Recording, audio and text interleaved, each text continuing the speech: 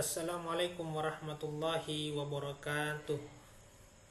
Pada kesempatan ini kembali lagi berjumpa dengan saya Rusdianto dalam video pemaparan terkait materi iman kepada Allah Subhanahu wa taala dalam aspek Asmaul Husna. Pembelajaran pendidikan agama Islam secara daring atau online di rumah masing-masing. Semoga melalui video ini bermanfaat untuk anak-anakku sekalian dan secara umum, sehingga kedepannya pembelajaran ini bisa dikembangkan dan memotivasi anak-anakku sekalian untuk lebih giat lagi belajar, dan tentunya kita diberikan kesehatan oleh Allah dalam mengikuti proses belajar mengajar secara daring atau online melalui layar laptop atau HP-nya, handphonenya atau Android-nya masing-masing di rumah masing-masing.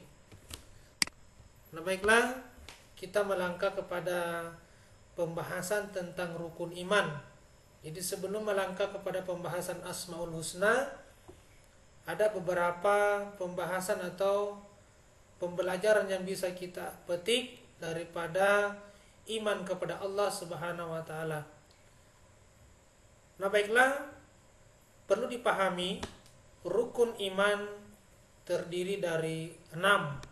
Yang pertama bisa dilihat, perhatikan pada gambar.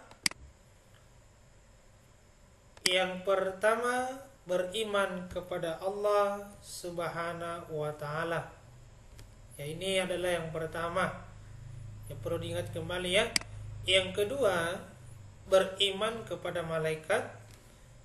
Yang ketiga, beriman kepada kitab Allah. Yang keempat, beriman kepada Rasul Allah. Yang kelima, beriman kepada hari akhir. Dan yang keenam sekaligus yang terakhir adalah beriman kepada qada dan qadar. Nah, baiklah, kita melangkah daripada pembahasan tentang iman itu sendiri, ditinjau menurut bahasa dan tauhid. Iman dijelaskan ada 2 aspek, ya.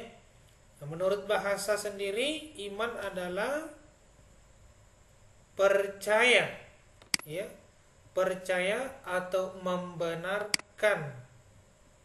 Sedangkan menurut tauhid, iman berarti kepercayaan yang diyakini kebenarannya dalam hati. Jadi saya lingkari dalam hati dan diikrarkan secara lisan serta perbuatan. Jadi ada 3 penekanan menurut tauhid, yaitu diyakini kebenarannya dalam hati, diikrarkan secara lisan, dan direalisasikan dalam perbuatan dalam kehidupan sehari-hari. Kita melangkah daripada pembahasan. Kesimpulannya, iman kepada Allah Subhanahu wa taala meyakini wujud atau keberadaan Allah yang maha suci, dan sesungguhnya Dia adalah pencipta langit dan bumi, maha mengetahui yang gaib atau yang tidak nampak secara kasat mata, dan yang tampak atau terlihat, dan Allah lah yang menciptakan segala sesuatunya yang ada di alam semesta, sekaligus pemilik, penguasa, dan mengatur segala aspek kehidupan. Jadi melalui daripada penjelasan ini, mudah-mudahan kita bisa memahami pengertian iman baik menurut bahasa, dan menurut tauhid. Pembuktian eksistensi, ya, eksistensi atau keberadaan Allah Subhanahu wa taala, baik secara dalil akli dan dalil nakli. Nah, dalil akli, perhatikan, dalil akli artinya suatu pembuktian oleh akal untuk mencapai sebuah pembenaran.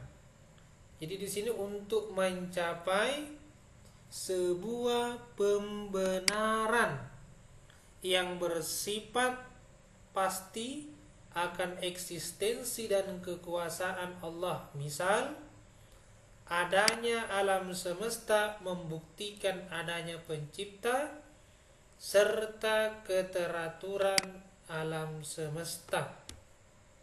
Jadi dengan adanya alam semesta membuktikan bahwasanya Allah hadir di tengah-tengah kehidupan kita melalui daripada apa yang diciptakan, yaitu membuat atau mengajak kita berpikir dan menghayati betapa besar keagungan Allah dengan menciptakan seluruh makhluknya, dan termasuk adalah tumbuhan, hewan dan lain-lain, tiada lain demi kepentingan manusia dan dipergunakan sebagaimana mestinya.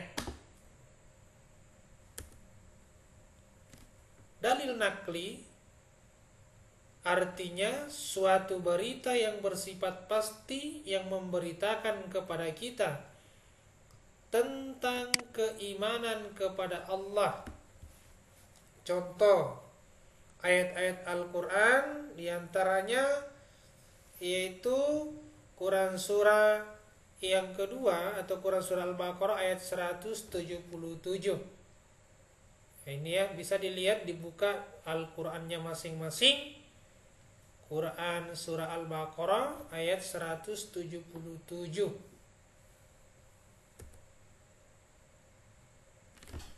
Berikut beberapa contoh nama-nama Allah yang muncul pada makhluk ciptaannya yang menggambarkan bagaimana keesaan dan keagungan Allah Subhanahu wa taala. Jadi Allah memunculkan kepada ciptaannya melalui benda-benda atau tumbuhan sehingga kita berpikir bahwasanya Allah telah hadir dalam kehidupan manusia sebagai Tuhan yang wajib disembah dan tidak memiliki tandingan, apalagi hanya makhluk ciptaannya. Di antara gambar-gambar ini, yang pertama bisa kita lihat lafaz Allah, alif, lam, dan ha tergambarkan pada jari-jari manusia, di mana kita ketahui kita memiliki 5 jari. Ternyata ketika diurutkan seperti ini pada gambar membentuk lafaz Allah. Apakah ini kebetulan?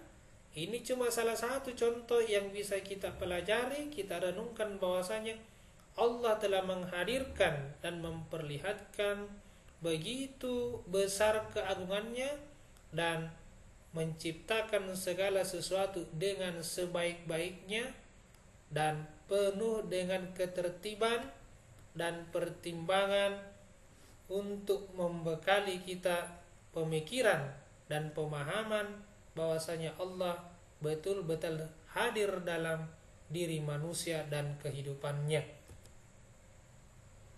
Contoh yang kedua, lafaz Allah telah digambarkan pada kayu atau ranting yang sudah mati dengan membentuk lafaz Allah, kemudian diikuti pada bagian bawah lafaz Muhammad, mim, ha, dan ini bersambung, ya, bersambung, memperlihatkan apakah ini secara kebetulan? Tentu ini bukan kebetulan, tapi merupakan bagian daripada eksistensi keberadaan Allah dalam kehidupan manusia.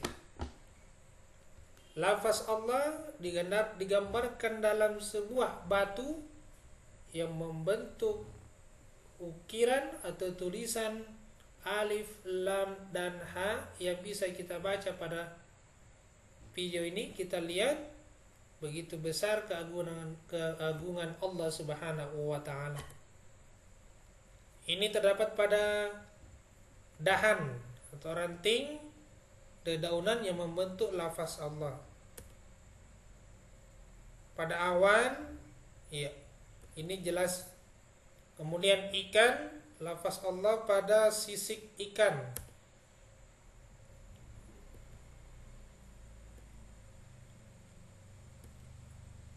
Lafaz Allah terlihat jelas melalui satelit atau luar angkasa. Dari luar angkasa ke permukaan bumi telah nampak atau jelas, ya, telah jelas nampak sekali, terjelas sekali alif lam ha muncul atau terlihat dari luar angkasa melalui potret atau gambar yang membuktikan bahwasanya Allah memperlihatkan kebesarannya kepada manusia atau makhluk ciptaannya.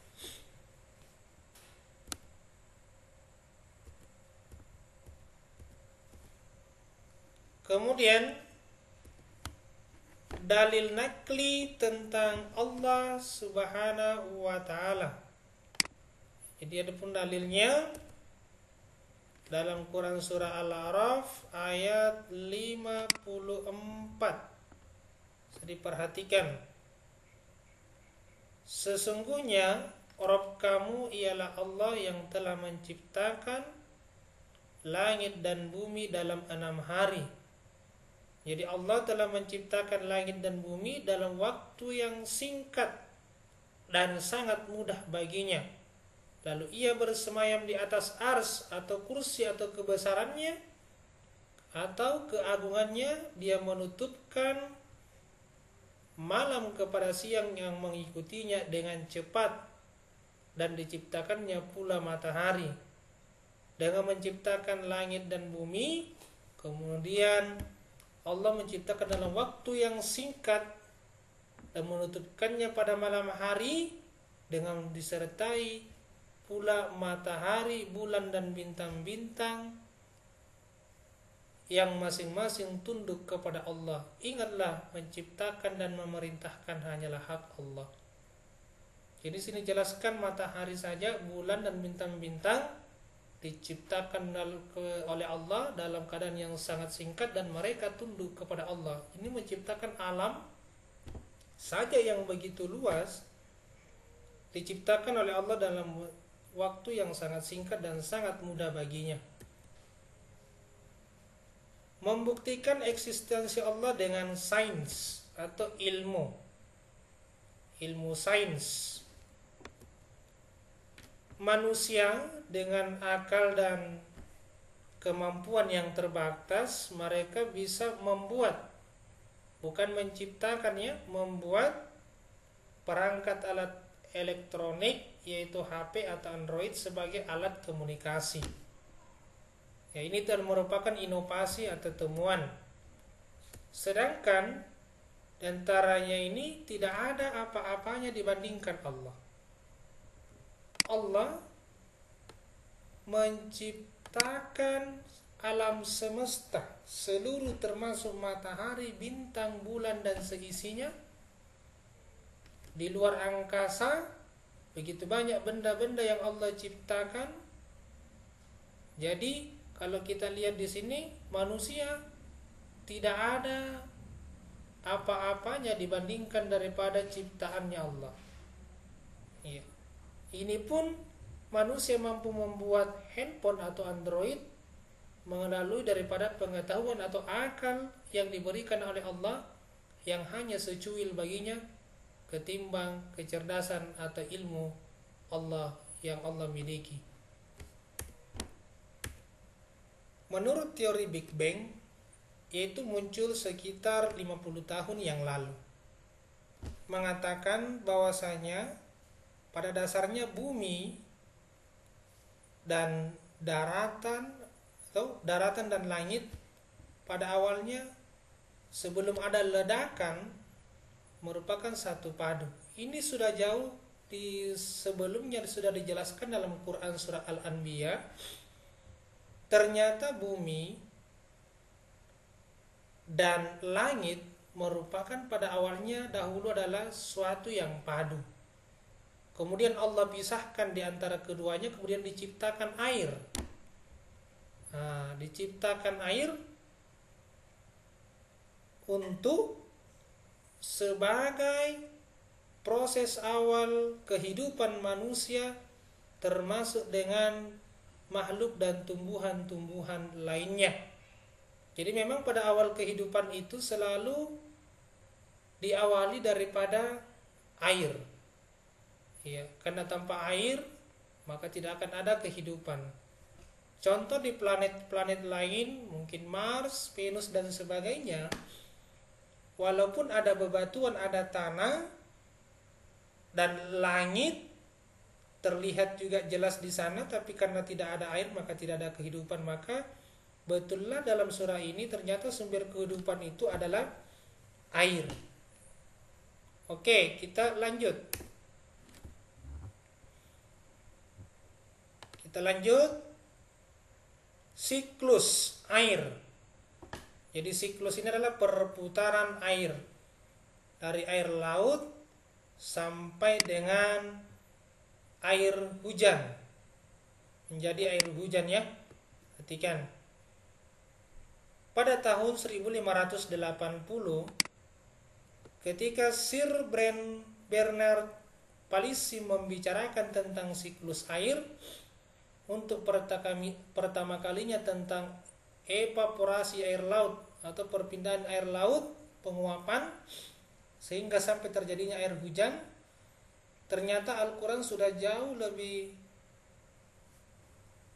menjelaskan secara mendetail bagaimana proses terjadinya hujan melalui daripada siklus atau perputaran. Namun perlu dipahami bahwasanya terjadi hujan atas kehendak Allah melalui daripada perantara malaikatnya, yaitu malaikat Mikail yang ditugasi untuk mengatur curah hujan dan menurunkan rezeki. Ya. Jadi hujan ini gunanya adalah sebagai sumber kehidupan. Dengan hujan kita bisa bercocok tanam, kemudian menanam pohon, panen, mengambil hasil. Kita bisa hidup dengan bantuan air hujan.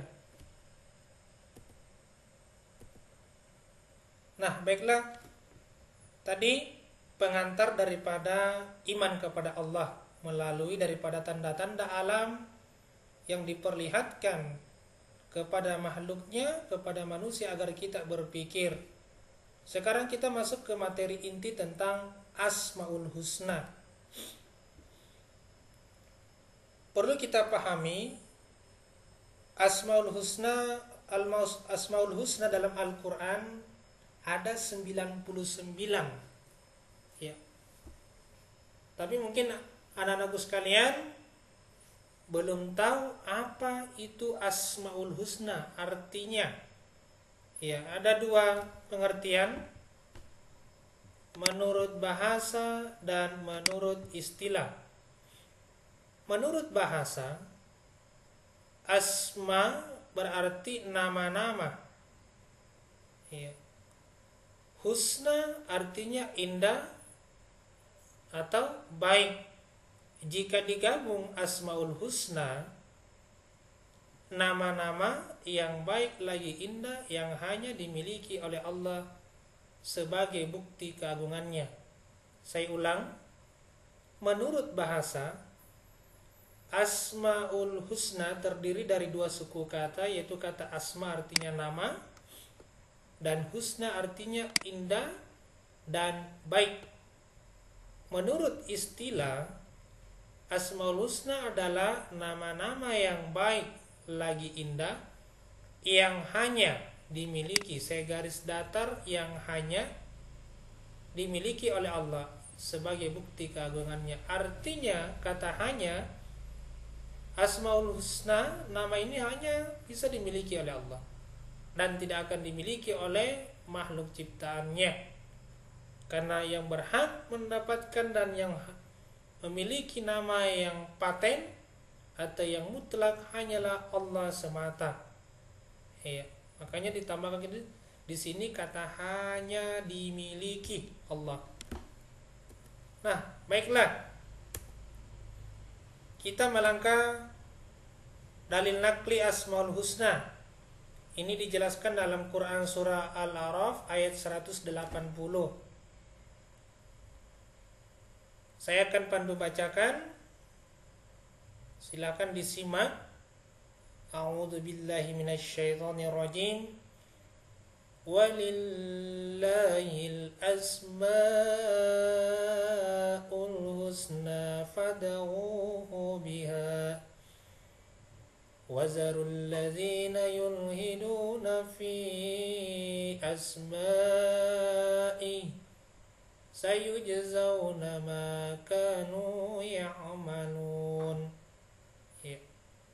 Artinya, dan Allah Subhanahu wa taala memiliki Asmaul Husna. Ya, jadi betul firman Allah, Allah memang memiliki asma atau nama yang baik atau yang indah itu. Maka bermohonlah kepadanya dengan menyebut nama-namanya. Jadi ketika berdoa atau bermunajat kepada Allah, maka hendaklah kita menggunakan nama-nama yang baik itu dalam menyebutnya. Dan tinggalkan orang-orang yang menyimpang dalam menyebut nama Allah. Jadi ketika orang yang menyebutkan nama Allah, menyekutukan nama Allah, atau memperolok-olokkan nama Allah, maka sebagai muslim kita tinggalkan mereka demi menjaga dan memperbaiki akidah kita supaya tidak terjerumus dan ikut di antara golongan-golongan mereka. Jadi ini penjelasan dalam Quran surah Al-A'raf ayat 180. Nah, kita lanjut. Di pembahasan kali ini ada beberapa poin atau Asmaul Husna yang akan kita bahas. Di antaranya satu, Al-Alim. Kemudian yang kedua, Al-Khabir. Yang ketiga, As-Sami. Dan yang terakhir adalah Al-Basir. Jadi ada 4 ya. Al-Alim, Al-Khabir, As-Sami, dan Al-Basir. Jadi ada 4 poin utama yang akan kita bahas pada kesempatan kali ini. Yang pertama, Al-Alim.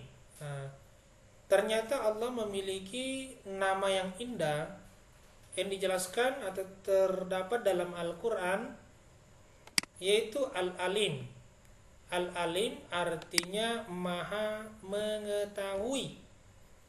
Jadi Allah Subhanahu wa taala maha mengetahui yang tampak atau yang gaib. Jadi Allah tahu baik yang terlihat secara kasat mata oleh manusia maupun yang tidak terlihat. Contoh Allah mengetahui yang gaib, misalnya jin. Ya. Jin tidak nampak ya secara kasat mata, tapi dengan Allah mereka nampak dan jelas apapun yang mereka kerjakan. Karena Allah tidak terbatas ruang dan waktu terhadap makhluknya.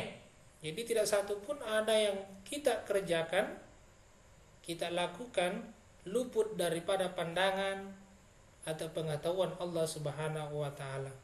Berbeda kalau manusia pada umumnya. Kita terbatas waktu, terbatas ruang. Jadi ketika manusia melakukan hal-hal yang tidak baik, maka mungkin cuma sebagian di antara kita yang tahu. Tapi kalau Allah, sebelum kita kerjakan, maka Allah sudah jauh lebih tahu niat, maksud, dan tujuan yang akan kita kerjakan. Oke, lanjut yang kedua, tapi sebelumnya itu kita belajar daripada filosofi ya. Filosofi padi ini mengajarkan kita bagaimana untuk senantiasa berperilaku merendah atau tidak menyombongkan daripada apa yang kita miliki, baik itu kemampuan atau harta kita. Maka sepatutnya semakin kita berisi, maka semakin kita merendah atau merunduk, walaupun kita memiliki kemampuan dan kapasitas yang jauh di atas rata-rata dibandingkan orang-orang di sekeliling kita, karena Allah pada hakikatnya tidak menyukai orang-orang yang menyombongkan diri. Yang kedua, yaitu adalah al-khabir. Ya, ini al-khabir atau maha teliti. Allah maha teliti terhadap semua ciptaannya. Jadi Allah, apa yang dia ciptakan, kemudian dia ciptakan pada diri manusia, ternyata Allah itu menciptakan dengan sebaik-baiknya, penuh dengan ketelitian.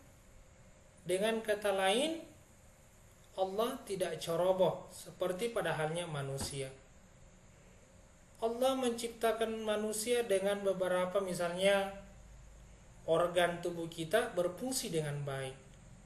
Kita memiliki tangan untuk bekerja, kita memiliki mulut untuk berkomunikasi, mata dipergunakan kepada hal-hal yang baik ya. Di antara semuanya Allah yang ciptakan. Kemudian Allah menciptakan kita dengan sangat teliti. Misalnya Allah menciptakan, contoh saja misalnya bulu mata atau alis. Tapi bulu mata ini tumbuh dengan sangat terbatas dan stagnan, atau dia tidak bertambah panjangnya setiap hari. Nah, ini bisa dibayangkan ke bagaimana kalau misalnya bulu mata itu tiap hari panjang. Ya, tiap tahun bertambah panjangnya. Alis pun begitu. Sampai misalnya bagaimana kalau misalnya gigi panjang. Nah, bertambah panjangnya. Kita susah untuk berkomunikasi, susah untuk mengkonsumsi. Ya, makanya Allah itu menciptakan makhluknya dengan sangat-sangat teliti. Maka dengan demikian, maka wajarlah kalau Allah itu menciptakan makhluknya dengan sangat teliti dan berfungsi sesuai dengan fungsinya. Ya, kaki untuk melangkah misalnya, kemudian kulit untuk melindungi dari debu atau penyakit. Ya, ini adalah merupakan tanda-tanda kebesaran Allah dalam menciptakan setiap makhluknya. Termasuk kita diciptakan siang dan malam. Siang digunakan untuk bekerja dan malam untuk beristirahat. Ini cuma bagian dari beberapa contoh ya. Masih banyak contoh-contoh yang lain. Kemudian kita lanjut.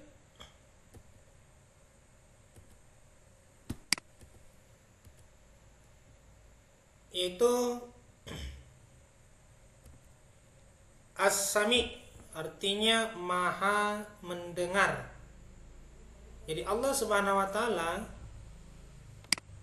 memiliki sifat As-Sami, artinya dia maha mendengar. Ketika manusia berdoa, maka Allah senantiasa mendengarkan daripada tiap-tiap kalimat atau doa-doa yang diucapkan bagi tiap-tiap hambanya, baik yang bertakwa kepada Allah maupun tidak. Karena doa tergantung dikabulkan tidaknya melalui daripada ketakwaannya dan kesabarannya dalam menerima tiap permasalahan-permasalahan dan ujian yang diberikan oleh Allah. Allah Subhanahu wa taala memiliki sifat Maha mendengar, termasuk juga misalnya mendengar atau mengetahui suara-suara hewan, termasuk misalnya suara semut. Ya, kalau manusia biasa bagaimana mungkin kita bisa mendengarkan suara semut? Bagaimana kita mendengarkan suara hewan-hewan yang lain, mungkin kita tidak pernah dengar bagaimana suaranya, tapi Allah bisa mendengarkan dan secara detail mengetahui maksud dan tujuan daripada makhluknya. Ya. Jadi dia ini maha mendengar. Tidak satu pun suara yang lepas dari pendengarannya, meskipun suara itu sangat pelan. Beda kalau manusia, kita memiliki keterbatasan dan kemampuan dalam hal pendengaran. Ya, ini dijelaskan dalam Quran surah Al-Baqarah ayat 256. Wallahu sami'un alim, dan Allah maha mendengar lagi maha mengetahui. Beberapa contoh perilaku yang sesuai dengan as-sami. Yang pertama, harus mau mendengarkan orang lain yang sedang berbicara kita dengan sikap dan bahasa yang santun. Ya, termasuk misalnya ketika mendengarkan gurunya sedang menjelaskan, maka salah satu sifat yang bisa kita contoh adalah memperhatikan dan mendengarkan guru kita menjelaskan materi yang disampaikan. Itu salah satu contoh. Yang kedua, menjadi orang yang peka terhadap informasi. Jadi peka bukan artinya mendapatkan informasi yang sudah cukup penting atau mereka cuek saja. Nah, ini ya. Berlatih untuk dapat memilah informasi yang baik dan yang buruk, yang hak dan yang batil. Artinya kita harus bertabayun, ya. Bertabayun artinya mencari sumber informasi untuk mengetahui kebenarannya. Termasuk juga misalnya menggunakan sosial media. Ketika ada berita yang di-share atau dikirim atau disampaikan, maka perlu kita berhati-hati dalam meneruskan informasi tersebut, karena bisa mencelakakan dan menzolimi hak-hak orang lain. Yang keempat, yang terakhir adalah al-basir, artinya Allah maha melihat. Jadi ketika dimanapun kita berada, sekalipun berada dalam gua yang gelap tanpa cahaya, maka Allah senantiasa melihat hambanya, ya, melalui daripada pengawasan malaikatnya. Contoh saja misalnya, kalau kita mau berbuat yang tidak baik atau yang negatif, tapi kita mengingat kepada Allah bahwasanya ada senantiasa malaikat yang mengawasi kita 24 jam, maka dengan itu kita akan sadar dengan sendirinya, yang saya lakukan ini akan dicatatkan oleh malaikat-malaikat Allah. Maka sebaiknya kita urungkan niat untuk berbuat demikian, ya. Nah, jika sekiranya kita bisa tanamkan dalam diri kita mengimani malaikat-malaikat Allah, kemudian mengetahui dan memahami bahwasanya Allah maha melihat setiap apa yang hambanya kerjakan, maka niscaya tidak satu orang pun yang akan berbuat zalim kepada diri dan orang lain. Nah, ini ada ayat di Quran surah Al-Hujurat surah ke-49 ayat 18 yang menjelaskan tentang Allah maha melihat atau al-basir. A'udzu billahi minasyaitonir rajim. Innallaha ya'lamu ghaibas samawati wal ardh wallahu basirun bima ta'malun. Sesungguhnya Allah mengetahui apa yang gaib di langit dan di bumi. Jadi Allah bukan saja di bumi saja, ya, tapi termasuk apa yang ada di langit, ya, termasuk benda-benda langit, burung yang berterbangan. Maka Allah senantiasa melihat dan mengetahui secara detail berapa jumlah dan bagaimana postur atau tekstur benda tersebut atau hewan tersebut. Jadi Allah memang senantiasa maha melihat yang semua yang ada di langit dan di bumi. tidak satu pun yang luput daripada pemantauannya. Kemudian perilaku yang bisa kita teladani yang sesuai dalam Asmaul Husna Al-Basir, yang pertama adalah berusaha semaksimal mungkin, ya, semaksimal mungkin untuk dapat melihat peristiwa-peristiwa yang terjadi di alam ini sebagai bahan renungan akan kebesaran Allah. Jadi kita berusaha semaksimal mungkin melihat peristiwa-peristiwa yang terjadi di alam ini sebagai bahan renungan, termasuk misalnya bencana alam. Ya, beberapa waktu yang lalu di daerah-daerah kita lihat baik di sekeliling kita maupun melalui media informasi atau media elektronik komunikasi, ada beberapa yang terkena bencana ya. Jadi kita harus peka melihat peristiwa bahwasanya bencana itu atas izin dan kehendak Allah Subhanahu wa taala. Teguran kita untuk senantiasa mengingat dan kembali kepadanya. Yang kedua, pandai dan cermat dalam memandang berbagai persoalan di sekeliling kita. Jadi kita harus berperilaku bijak ya. Yang ketiga, introspeksi diri untuk melihat kelebihan dan kekurangan kita sendiri agar hidup menjadi lebih terarah, jadi lebih introspeksi. Makanya perbaiki ibadah salat kita. Setiap kita salat maka kita mengingat kepada Allah apa yang kita kerjakan sebelum kita salat dan apa yang akan kita kerjakan setelah salat. Fungsi iman kepada Allah Subhanahu wa taala diantaranya dapat menyelamatkan seseorang dari segala sesuatu yang menimpa dirinya, karena orang yang beriman akan ditolong oleh Allah. Yang kedua, hati menjadi tenang dan tidak gelisah. Yang ketiga, dapat mendatangkan keuntungan karena orang yang tidak beriman akan senantiasa berada dalam kerugian.